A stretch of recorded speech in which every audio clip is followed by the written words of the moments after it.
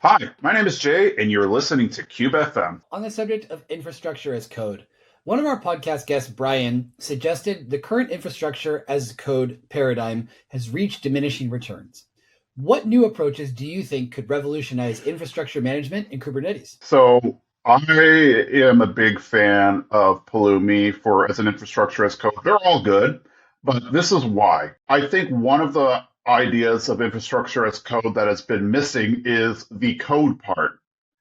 So I think one thing that I think makes infrastructure as code easier, especially when we're talking about developers who are the end users, especially as we're entering this advent of AI, ML, which is data science driven, data scientists, groups that use Python, R, different programming languages, and we're starting to talk about infrastructure, platform engineering, excuse me.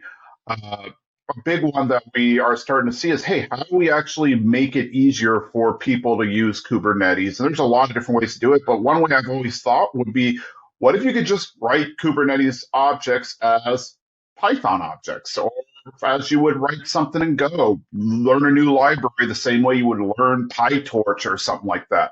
So I think one thing that could revolutionize if more companies started to adopt, and we're starting to see a lot of these code packages that kind of will allow you to write code and transform it to YAML or Terraform, HCL, whatever the case might be. Any one of those variety of infrastructure as code tools out there. But I think if we start taking a code first approach to infrastructure as code, we'll start to see major changes and make it easier for people to use Kubernetes because there's still something like, according to a recent survey, like something like half of the people, 50% of the people have